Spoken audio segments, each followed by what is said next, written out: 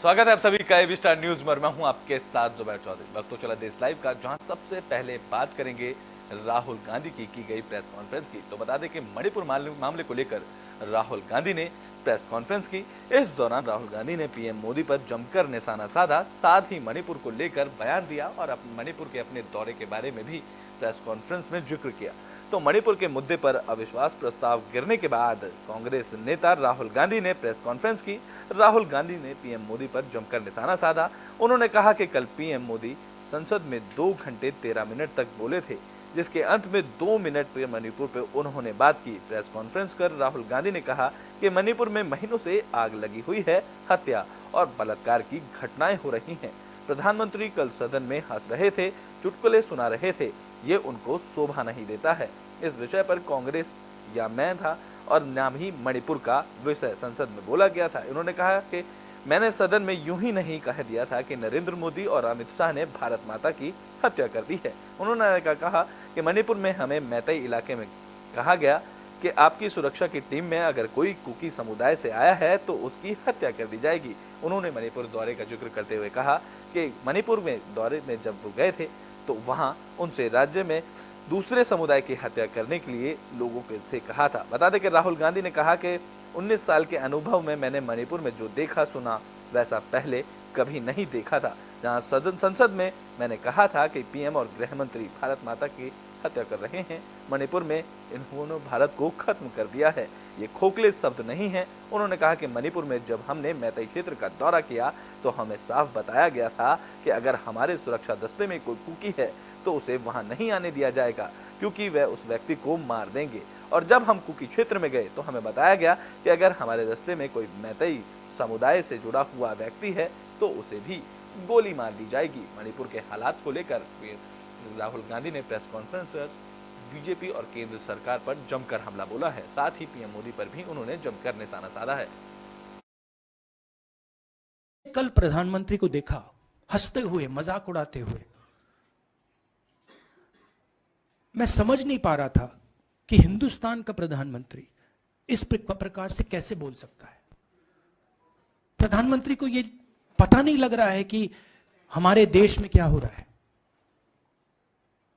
छोड़िए, नहीं जाना चाहते हैं, उसके भी कारण हैं, शायद मैं बता नहीं सकता हूं आपको। उसके कारण हैं, मगर अगर जा नहीं सकते हैं तो मणिपुर के बारे में बोले तो। हिंदुस्तान की आर्मी, आप सब जानते हो, सेना को आप जानते हो, जो मणिपुर में हो रहा है, हिंदुस्तान की सेना उसको 2 दिन में रोक सकती है। 3 दिन नहीं लगेंगे। अगर हिंदुस्तान की आर्मी को कहा गया कि यह तमाशा बंद करो, 2 दिन में यह तमाशा ड्रामा बंद हो जाएगा। प्रधानमंत्री मणिपुर को जलाना चाहते हैं, आग बुझाना नहीं चाहते हैं। यह है सच। तो बुलेटिन में बात कर लेते हैं मानसून सत्र के आखिरी दिन की। इस दौरान गृह मंत्री अमित शाह ने 3 बिल मानसून सत्र में पेश किए। तो केंद्र सरकार ने भारतीय दंड संहिता, दंड प्रक्रिया संहिता और भारतीय साक्ष्य अधिनियम में सुधार के लिए शुक्रवार को लोकसभा में 3 विधेयक पेश किए। ये तीनों कानून देश में ब्रिटिश काल में से लागू हैं। इस दौरान केंद्रीय गृह मंत्री अमित शाह ने कहा कि सरकार का लक्ष्य न्याय सुनिश्चित करना है, सजा देना नहीं है। उन्होंने कहा कि जिन कानूनों को निरस्त किया गया है उन कानूनों का फोकस ब्रिटिश प्रशासन की रक्षा करना था और उन्हें मजबूती देना था। उन कानून में दंड देने का विचार था, न्याय देना नहीं था। अब नए 3 कानून भारतीय नागरिकों के अधिकार की रक्षा करेंगे। उन्होंने आगे कहा कि भारतीय न्याय संहिता 2023, भारतीय नागरिक सुरक्षा संहिता और 2023 और भारतीय साक्ष्य विधेयक 2023 को आगे की जांच के लिए संसदीय पैनल के पास भेजा जाएगा। अमित शाह ने आगे कहा कि नए कानून से हमारा लक्ष्य सजा देना नहीं बल्कि न्याय दिलाना होगा। माननीय अध्यक्ष जी, आज मैं जो 3 विधेयक एक साथ लेकर आया हूं, वो तीनों विधेयक एक प्रकार से मोदी जी ने जो 5 प्रण लिए हैं उसमें से एक प्रण की अनुपालना करने वाले हैं।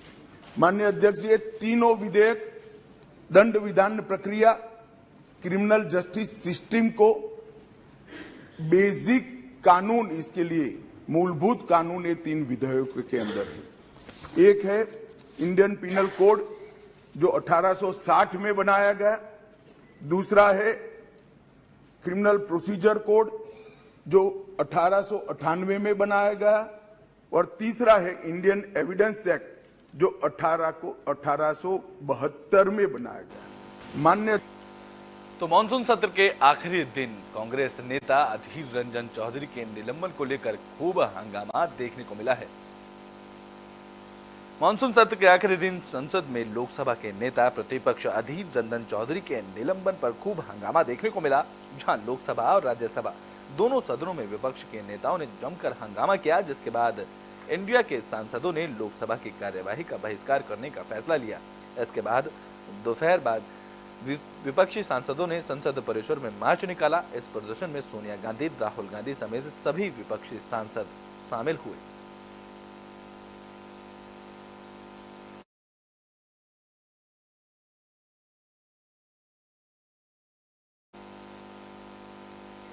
तो संसद से विपक्ष के वॉकआउट के बाद गुलाम नबी आजाद ने बड़ा बयान दिया है, जहां डेमोक्रेटिव प्रोग्रेसिव आजाद पार्टी के चीफ गुलाम नबी आजाद ने गुरुवार को अविश्वास प्रस्ताव पर विपक्ष के लोकसभा से वॉकआउट को गलत ठहराया है।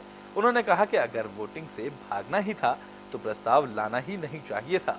जहां मीडिया से बातचीत के दौरान उन्होंने कहा है कि विपक्षी दल एक प्रस्ताव के लिए एक साथ आए थे, लेकिन जब वोटिंग का वक्त आया तो वो बाहर चले गए। हर कोई जानना चाहता है कि सदन में बीजेपी का बहुमत है, लेकिन अगर उन्हें भागना ही है तो अविश्वास प्रस्ताव बुलाने का क्या मतलब है। उन्होंने आगे कहा कि जब मुझे पता चला कि वॉकआउट हुआ है तो ये सुनकर बड़ी मायूसी हुई। ऐसा इसलिए क्योंकि पिछले 2-4 महीनों से एक ही मुद्दे पर सभी एक बात रख रहे थे, लेकिन वोट ऑफ नो कॉन्फिडेंस की बात आई तो वो सदन को छोड़कर चले गए।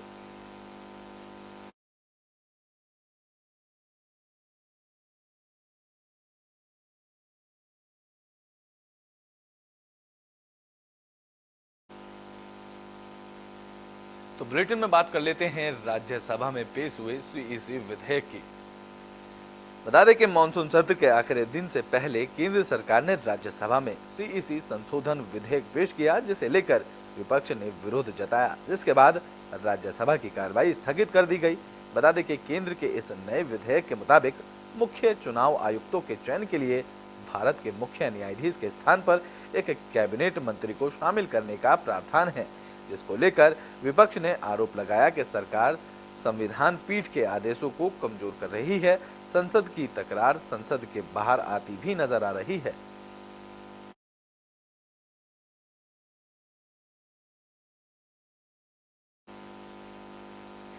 तो बुलेटिन में बात कर लेते हैं अतीक अशरफ हत्याकांड की, जिसको लेकर सुप्रीम कोर्ट में सुनवाई की गई। इस दौरान सुप्रीम कोर्ट ने यूपी सरकार को जमकर फटकार लगाई है। तो माफिया अतीक अहमद और उसके भाई अशरफ अहमद की हत्या की जांच पर सवाल उठाने वाली याचिका पर सुप्रीम कोर्ट में सुनवाई हुई।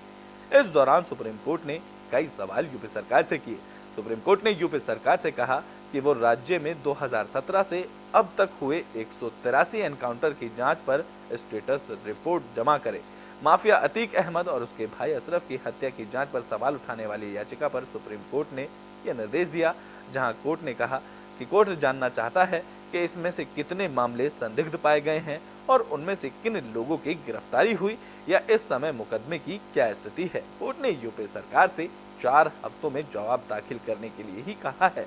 जहां सुनवाई के दौरान जस्टिस एस रविंद्र भट्ट और अरविंद कुमार ने कहा कि इन मामलों में पुलिस की भूमिका हो सकती है। जजों ने कहा कि अगर जेल में या पुलिस हिरासत में रहते किसी की हत्या हो तो वह व्यवस्था से लोगों से विश्वास को कमजोर करता है।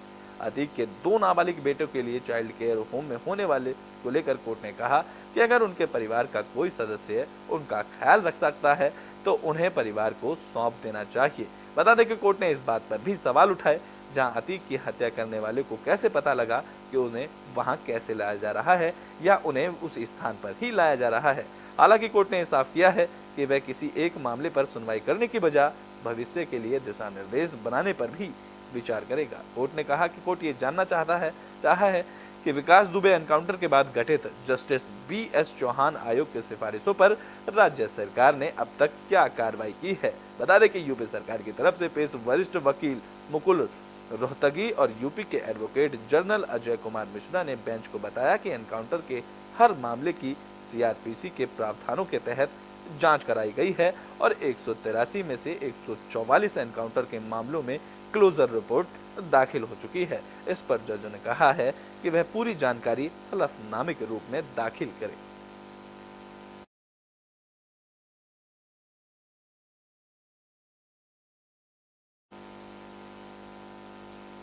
तो बुलेटिन में बात कर लेते हैं तुर्की में आए भूकंप की। तो तुर्की फिर भूकंप के झटकों से दहल गया है। तो तुर्की की धरती एक बार फिर भूकंप के झटके से दहली है, जहां दक्षिण तुर्की में 5.3 तीव्रता के भूकंप के झटके महसूस किए गए, जिससे लोगों के डर का माहौल देखने को मिल रहा है। और जो तस्वीरें सामने आई हैं उसमें भूकंप से हुए नुकसान का सहज अंदाजा भी लगाया जा सकता है, जहां भूकंप ने कई लोगों को नुकसान पहुंचाया है। मीडिया रिपोर्ट्स की माने तो भूकंप के झटकों से कई इमारतें क्षतिग्रस्त हुई, वहीं 23 लोग इस भूकंप से घायल हुए हैं। जहां रिपोर्ट्स की माने तो भूकंप का केंद्र माल्तिया प्रांत के येसीलूट शहर में था।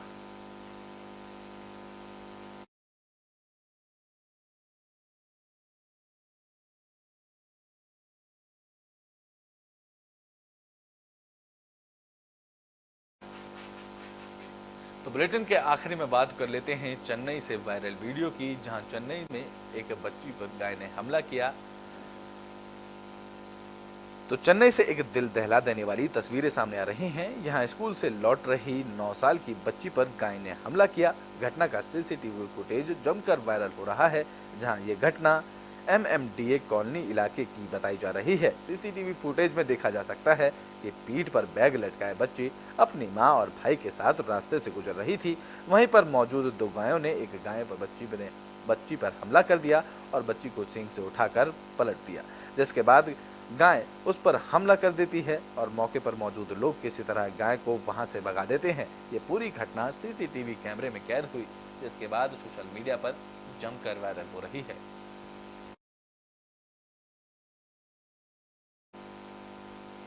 तो देश लाइव में भी के लिए बस इतना ही। देश और दुनिया की तमाम खबरों के लिए देखते रहें AB स्टार न्यूज।